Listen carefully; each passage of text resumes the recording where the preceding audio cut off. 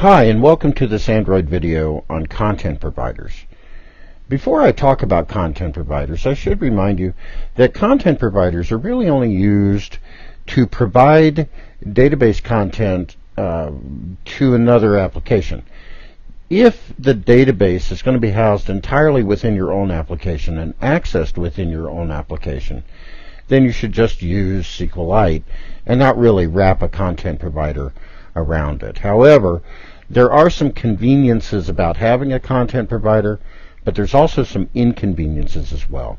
So we're going to take a look at content providers today and answer some questions that people have around them, hopefully. So what really is a content provider? A content provider is a way to get data from our own or other applications, with the caveat I just mentioned. So data, as we've seen from our study of SQLite, data can be created and accessed within our application. This is really cool because in other mobile environments, we have to create the data in an external setting and then import it into our application. Not so with Android. We can actually create the database, and we should create the database inside our onCreate statement of our SQLite Open Helper. If your app is not going to share its data with other apps, you don't need a content provider. The reason you implement a content provider, though, is to share data with other applications, number one, or only if we want to provide some custom search suggestions for data within our own application. There are several content providers provided by the system that we can use in any app, like a calendar contract and contacts contract. Alarm clock is another one, and you can see 5 of them I've listed. There are many more. And these provide data to any application. And all we need to do to use these is to put the appropriate user's permission entry in the manifest file. And then we can get these through a content resolver, which is a class that I'm going to talk about here in a moment. So these system content providers I just spoke of can be accessed by any app on the device to both store and retrieve information, depending on the user's permissions that we have in our manifest. We use a content resolver in our app to communicate with the content provider. All communication between providers and applications happens through this content resolver. So the content resolver and the content provider have like a handshake arrangement. They're going to handle all that communication. In fact, our application doesn't talk to the provider at all. It talks to the resolver, and the resolver talks to the provider. So we provide permissions in our manifest to get a system or another foreign content provider if necessary. And then we also provide something called a content URI that will uniquely identify that content provider and possibly a table, and a table to access. We can also put an actual row ID in that content URI, and that will uniquely identify a particular row. So what is this content URI? Well, it looks like a regular URI, except the prefix is content : and then // and then we have 2 parts, the authority and the path. The authority is the symbolic name of the provider that we provide. The path is the symbolic name of a table within the provider. So these are the 2 forms of that content URI.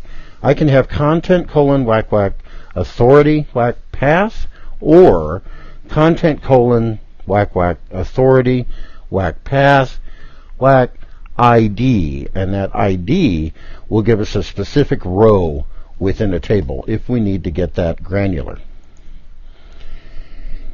We also have a helper class, and there are several helper classes wrapped around content providers, but possibly the most important one is UriMatcher.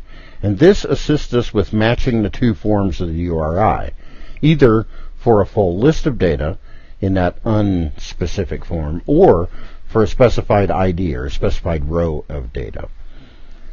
This UriMatcher We instantiate a URI-matcher, and then we just add URIs to the matcher with the add URI method. We're going to see this in the demos, but just as an overview, we add the URI with the authority, the path, and a code, and that code argument is going to be returned on a successful match.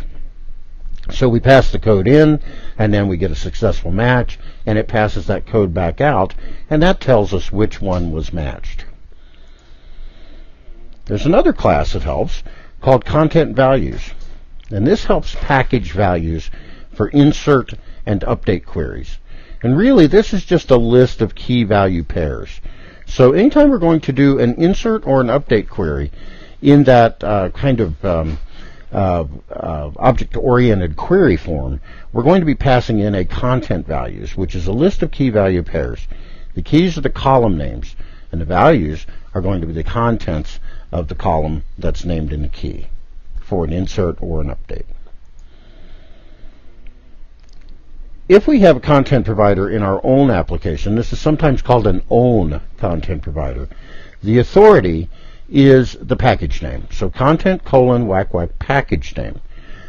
Content provider / and the path is the name of the table in which we look up data.